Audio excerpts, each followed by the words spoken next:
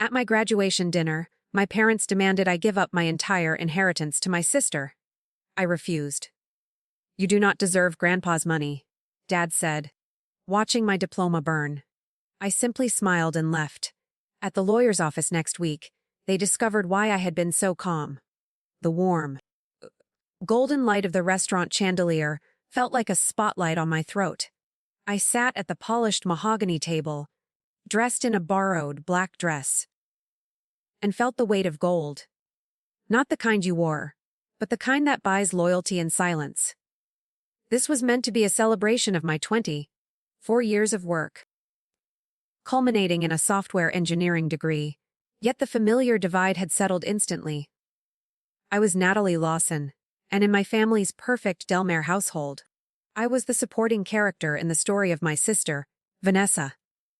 My parents, Marcus and Elaine, sat facing me, their smiles tight and rehearsed. They loved the idea of a perfect family dinner, the kind that spoke wealth and success without having to shout. Marcus kept adjusting his expensive watch, a nervous tick that signaled he was performing a role, while Elaine's eyes scanned the room, making sure everyone saw how proud she was supposed to be. Vanessa, my younger sister, was draped dramatically in a white silk top, effortlessly embodying the golden child role.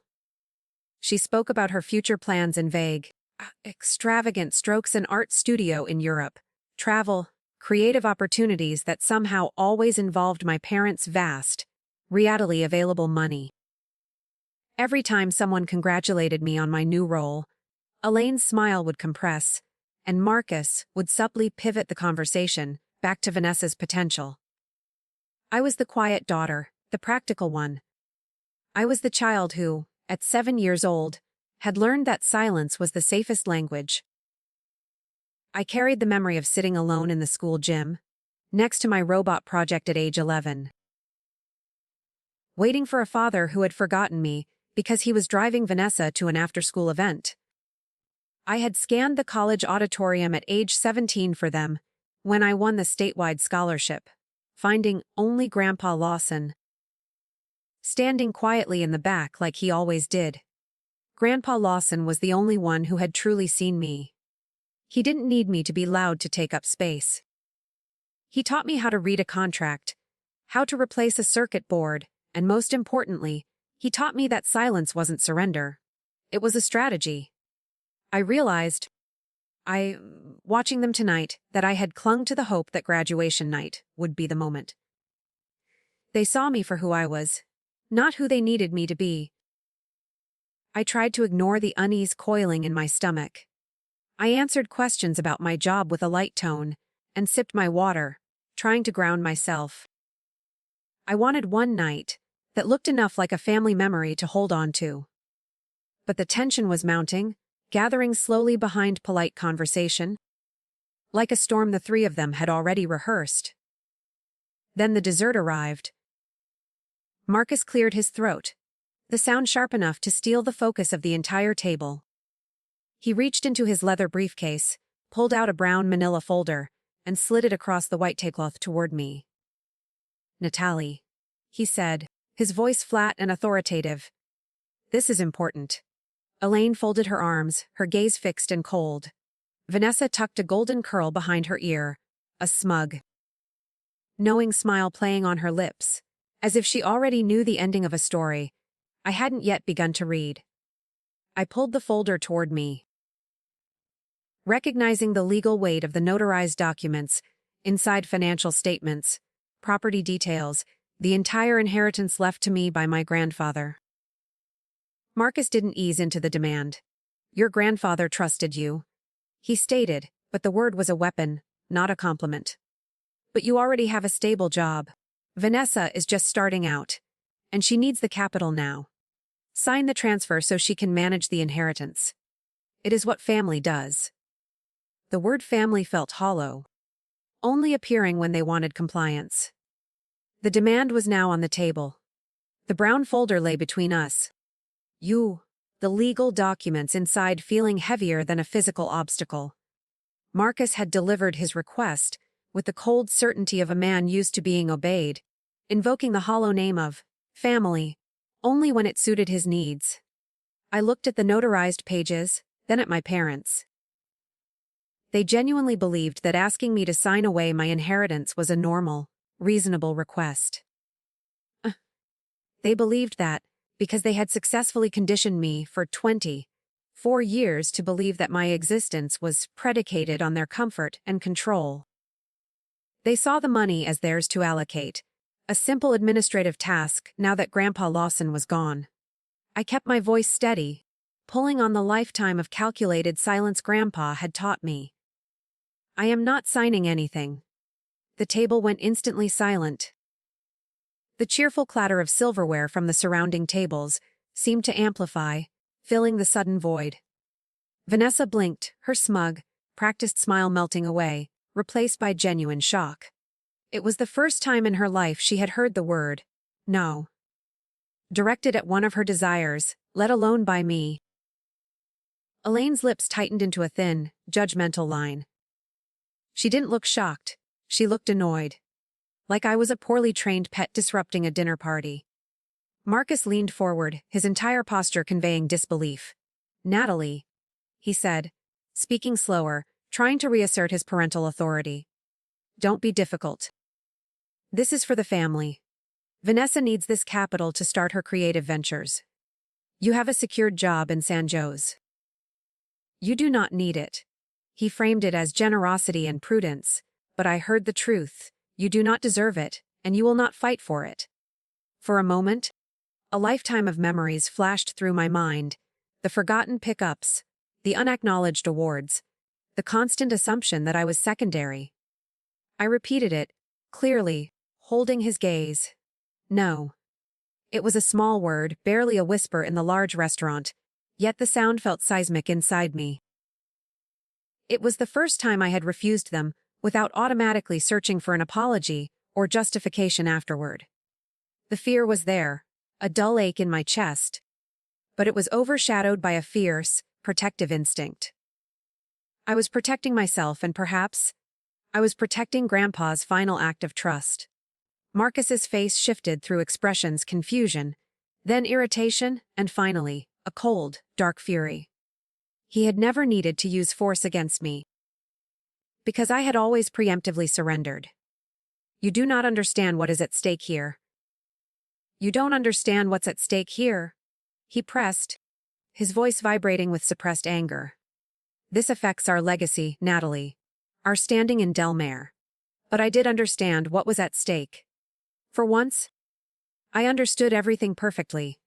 What was at stake was their complete, total control over me.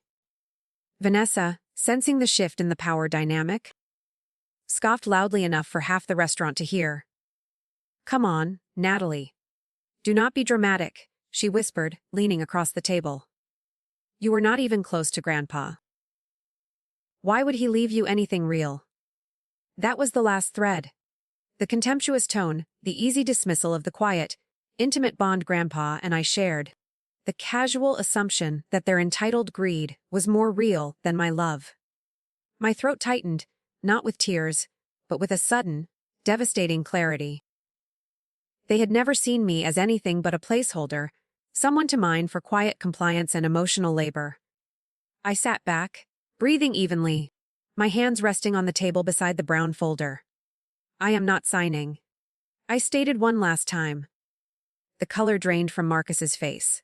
He stood abruptly, his chair scraping violently against the tile floor, drawing gasps from the nearby tables. He reached into the leather briefcase again, not for the folder, but for my neatly rolled diploma, the one they had insisted on holding on to, for safekeeping. His eyes met mine, challenging, cruel, absolutely certain that this act would break me. He flipped open the silver cigarette lighter he always carried. The blue flame flared to life, small but intense. You do not deserve Grandpa's money, he ground out. The flame touched the corner of the heavy parchment. The paper instantly curled and blackened. A wave of murmurs swept the room, and I could feel everyone's stare. As the paper turned to ash, a lifetime of suppressed anger, dismissed efforts, and unacknowledged worth dissolved. Inside me, something went quiet, steady, and irreversibly awake. The flame should have terrified me. Instead, it showed me exactly what they were willing to burn to keep me small. The heat from the burning diploma should have been a wound. But I felt nothing but a cool, strange sense of finality. As the flame ate the parchment, and the entire room watched the destruction of what Marcus considered my only measurable achievement. A phrase echoed in my mind. "You don't deserve Grandpa's money." The words, coupled with the stench of smoke and burnt paper, "What?" seemed to seal a contract I had not realized I had been waiting my whole life to sign, the contract of self-possession. I had spent years being overlooked, dismissed, and managed like an inconvenient asset. Now, all those years of emotional labor settled into one clear, liberating truth. There was nothing left here worth holding on to. I observed the consequences of Marcus's cruelty. Guests murmured, horrified. A waiter hesitated near our table, unsure whether to intervene.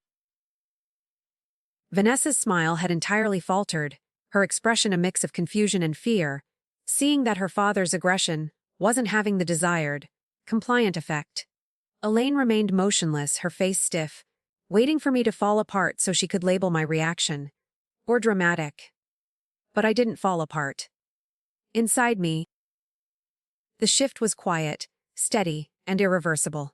I watched the black flakes of ash drift onto the spotless white tablecloth and felt incredibly light. It was the birth of my strategic self, replacing the death of the small girl who craved their approval. Marcus seemed almost disappointed that I was not crying, that I had not begged for the lighter back.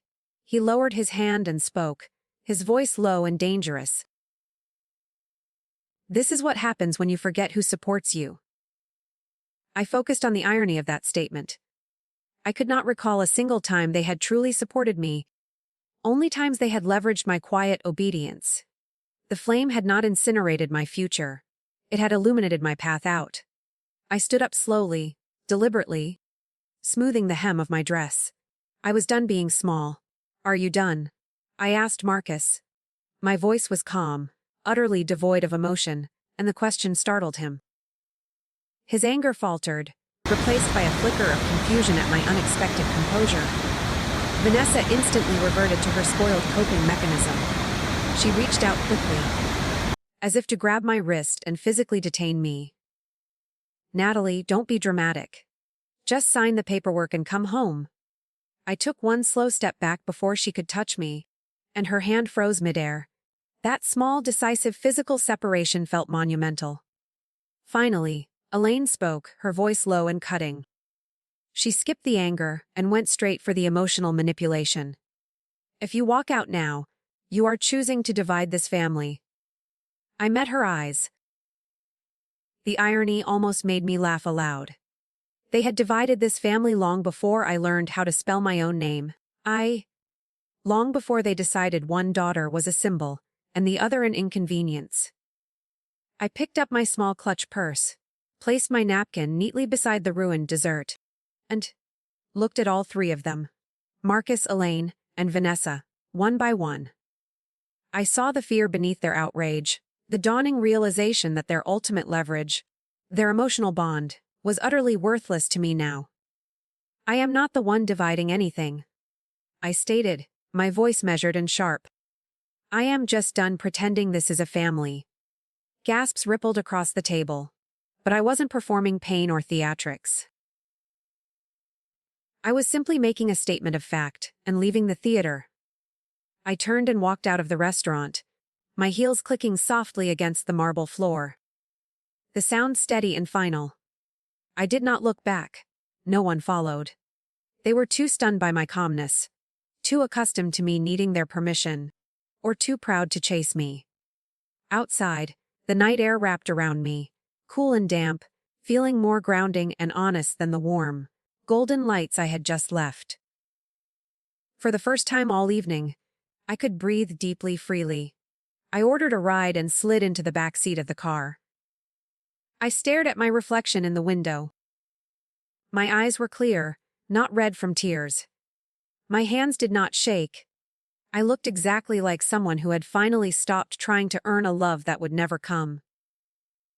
I knew that Marcus, Elaine, and Vanessa were reeling, believing they had won a hollow victory by burning the diploma. But deep down, I knew something they did not. Their performance tonight was not the end of the story. It was the final mistake that had allowed me to execute the strategy. Grandpa Lawson and I had prepared years ago. A truth they were about to confront at the lawyer's office next week. They had no idea why I had been so calm. The cool, damp air of the night wrapped around me. A physical contrast to the stifling tension of the restaurant. In the silence of the car ride, I finally allowed the magnitude of my action to settle. I had burned the bridge, not with fire, but with quiet, absolute certainty. The expected wave of sadness or regret never arrived. Instead, I felt a peculiar, profound sense of liberation. I wasn't heartbroken, I was simply free. I directed the ride to Hillcrest, to the apartment of Aunt Riley, my mother's older sister. Riley had always been the exception in the family's polished drama. A quiet artist who understood that space and non-judgmental presence were the most valuable forms of support. She had left the door unlocked, just as I'd known she would. Riley's apartment was dim and warm, smelling faintly of charcoal and old paper. There was a mug waiting on the counter, and chamomile tea bags set beside the kettle. No questions, no demands, no pity, just space. She appeared from the living room, simply nodded once at me, and wordlessly moved to start the kettle. She was my anchor, solid and silent, in a world that had suddenly tilted on its axis. They did it then, didn't they? Riley asked softly, not needing details. I nodded, sinking onto her comfortable, worn couch. They did. Your grandfather saw this coming, she said, handing me the steaming mug. She sat down nearby, not pressuring me to talk, just sitting with me. He knew you had the quiet strength they were too busy looking past. Her words were grounding. They didn't invalidate my pain, but they reframed it. The incident at the restaurant was not a personal tragedy. It was the inevitable end of a strategy my grandfather and I had devised, designed to survive their attempts at exploitation. The weight of his trust pressed heavy on my chest, yet it felt like armor, not a burden. Lying awake later on her couch, I replayed the scene in my mind. Their cruelty wasn't sudden, it was a lifetime of practiced, expected behavior. And yet, I had not broken, I had smiled. I had walked away. The next morning, sunlight filtered softly through the curtains, indifferent to the massive shift in my life. I felt steady, grounded, and sharper than I had in years. My phone, which I had powered off upon leaving the restaurant, had been vibrating non-stop. Ignoring the deluge of increasingly frantic and self-pitying messages from Elaine and Marcus, I focused on the only conversation that truly mattered. I opened my laptop. I did not need to argue with my parents or explain myself. I only needed to finalize the path Grandpa had set for me.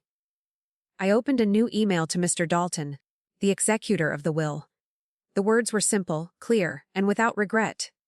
It's time, he replied within minutes, confirming the meeting for next week at his Santa Monica office and stating that all interested parties would be notified. I closed the laptop, leaned back, and finally exhaled. For the first time in my life, I wasn't reacting to their demands. I was choosing my next move, fully aware of the consequences, and utterly ready for the reckoning that was coming. The week that followed the email to Mr. Dalton was a strange period of quiet. Internal certainty contrasting sharply with the storm I knew was brewing. I remained at Aunt Riley's apartment, allowing her calm presence to steady me. My life outside the family drama was a welcome anchor. At work, I focused intensely on code reviews and project planning, slipping into the logical, problem-solving part of my brain that made sense of chaos.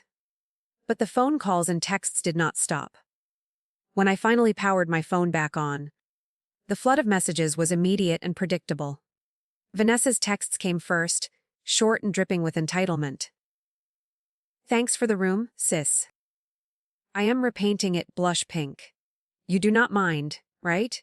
It is not like you ever liked that house anyway. She truly believed the transfer was inevitable. That her desires automatically translated into reality.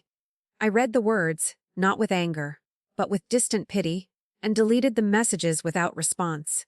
Marcus's email arrived next, 3 densely written pages filled with accusations: ungrateful, selfish, dramatic. He demanded I fix the mess I caused and be the daughter we want. He could not grasp that the moment he burned the diploma, I stopped caring what kind of daughter they wanted. I scrolled to the bottom, confirmed the demand to surrender the inheritance was still his core message, and closed the email without finishing it. Elaine finally called. Her voice was watery, filled not with remorse, but with hurried strategy. Your father did not mean it, Natalie. You know how he gets when he is stressed. Just sign it. This is not worth tearing the family apart. I did not argue. I did not remind her they had torn the family years ago, and I did not mention the ashes of my diploma. I simply listened to her monologue of guilt and manipulation until I felt the time was right. I said nothing.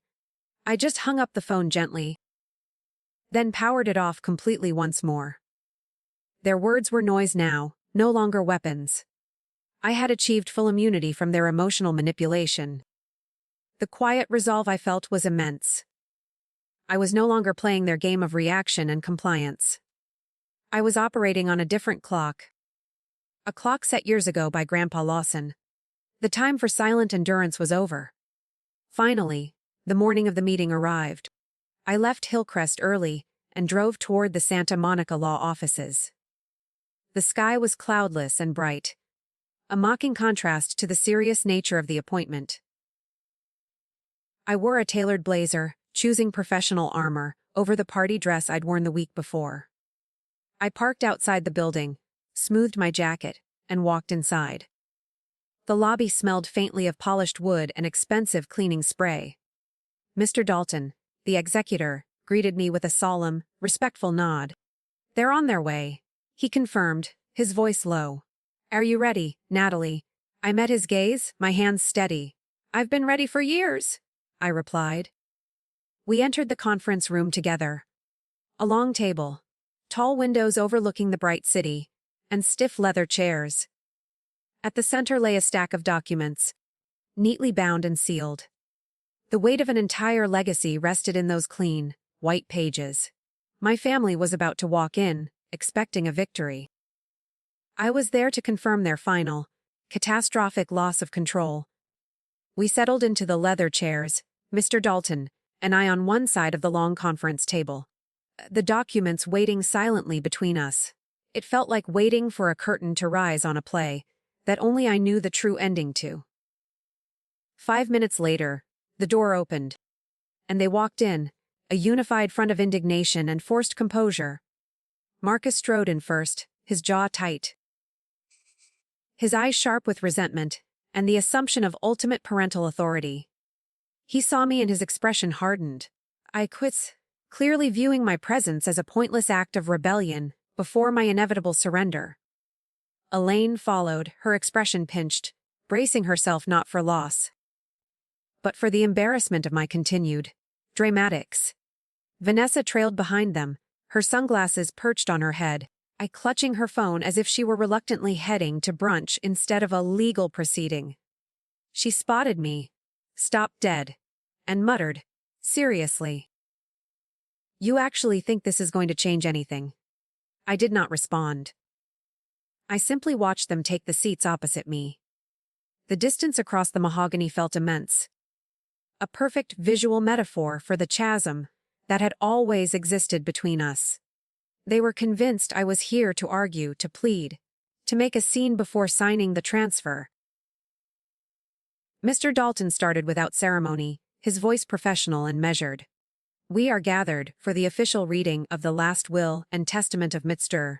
Lawson. The room stilled. Even the air seemed to hold its breath. Vanessa dropped her phone onto the table with a loud clatter and quickly snatched it back. Mr. Dalton read the introductory clauses, detailing dates, signatures, and witness statements. Marcus tapped his fingers impatiently, clearly waiting for the preamble to end, so he could get to the part where they demanded my cooperation.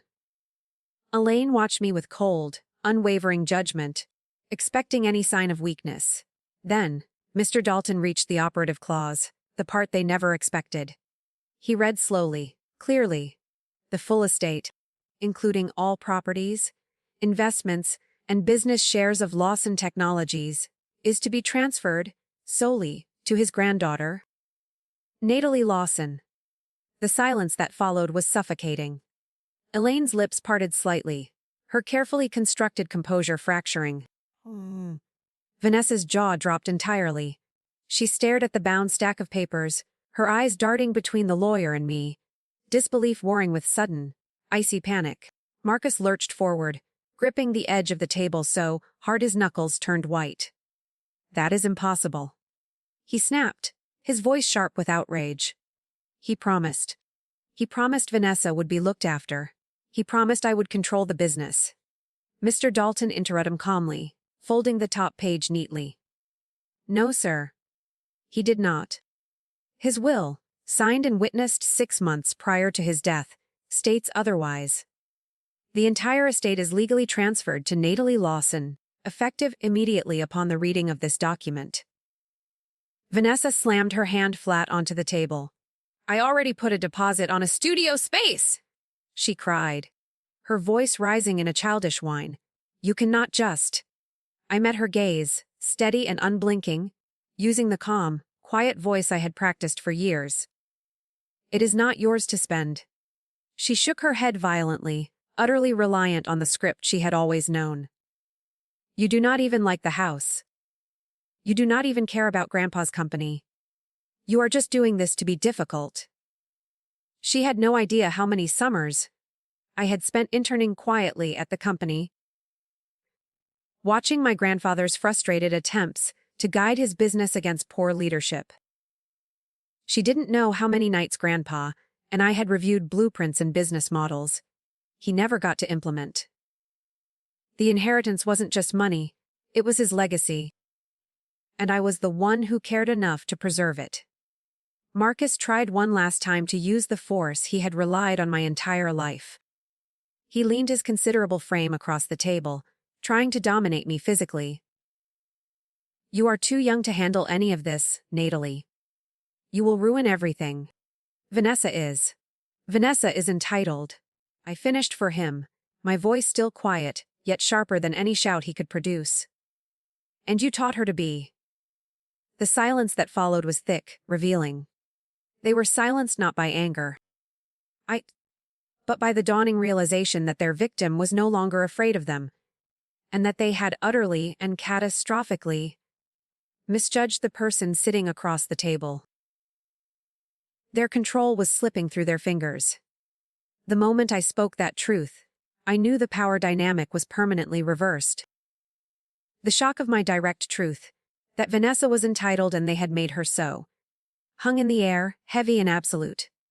Marcus was speechless, his control completely shattered. Elaine looked down at the table, refusing to meet my eyes, a tremor passing through her tightly clasped hands. They were defeated, but they did not yet understand why. Mr. Dalton broke the silence. He clicked a small remote control on the table, directing their attention to the large monitor mounted on the wall. "I have one more item to share, a final codicil stipulated by Mr. Lawson." A video appeared on the screen, instantly commanding the room's focus. Grandpa sat in his familiar study, wearing a tweed jacket, frail, but his eyes still sharp and full of the quiet understanding I remembered. "If you are watching this," Grandpa began, his voice surprisingly robust, "it means Natalie kept her promise to stay silent until the truth could speak for itself." Elaine instantly covered her mouth, a small, choked sound escaping her lips. Marcus stared at the screen, frozen, his face a mask of disbelief and betrayal. Vanessa whispered, "No," a plea that went unheard. The tension in the room pulsed. No one moved, no one dared to breathe. Grandpa's recorded presence was more authoritative than Marcus had ever been. I watched you dismiss her accomplishments, he continued, his gaze seeming to look directly through the screen and across the conference table. I watched you celebrate one child while ignoring the other. I watched Natalie grow strong in ways you never bothered to see. Building competence and character away from your attention. The shame in the room was palpable, forced upon them by the man they thought they controlled. The man who was now exposing their failures. I felt a wave of profound emotional relief. This wasn't just money. This was vindication delivered by the only person whose opinion I truly valued. Grandpa paused, giving his words weight. "And I am leaving her everything," he said. The statement ringing with finality, because strength should be trusted, not exploited. The video ended. The screen faded to black, leaving the silence to swell like an incoming tide. I stood, placing my hands lightly on the table, looking across at the devastated faces. This was the moment I had anticipated for a week. This wasn't revenge, I stated, my voice quiet, cutting through the silence. This was justice. I gestured toward the contract Mr. Dalton was now presenting to me. And this is me choosing myself. Marcus's face crumpled. Not with remorse for his behavior, but with the dawning, horrific realization that control was slipping through his fingers forever. He had nothing left to leverage. Elaine lowered her hands, tears finally brimming in her eyes, weeping for the loss of status, not for the daughter she had dismissed. Vanessa covered her face, shaking her head as her entire future, the life she felt was guaranteed, rewrote itself in real time. Mr. Dalton efficiently slid the contracts across the table to me. I signed them with a steady hand, securing the legacy and the future that was rightfully mine. I slid the documents into my own folder and stepped back from the table. "You burned my diploma," I told Marcus, my gaze level with his, offering a final, precise closure to the trauma of the graduation dinner. "But you didn't burn my future." No one spoke. No one dared to challenge me again. The fight was over. I walked out of the law office, leaving the three of them sitting in the silent wreckage of their expectations, and stepped out into the bright California sun. For the first time in my life, the light felt warm, not mocking, because I had finally stepped into my own destiny. 3 months passed, and the world felt different, quieter, lighter, mine. After leaving the lawyer's office, I did not rush into the Lawson estate or take a flashy vacation. Instead, I found a small apartment on the southern edge of San Jose, close enough to walk or bike to the tech district each morning. The space wasn't large, but it was safe, organized, and felt truly mine in a way nothing from my childhood ever had. A single framed photograph sat on my desk.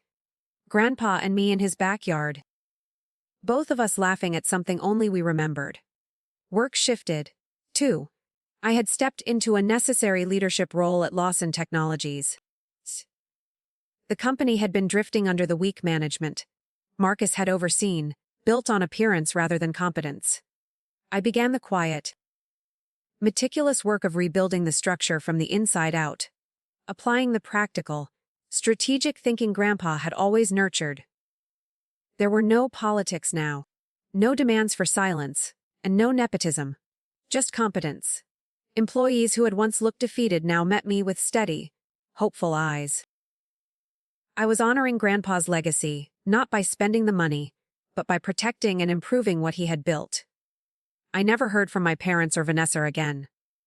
Not a call, not an email, not even a message from my sister, who had once been unable to stay silent for more than an hour.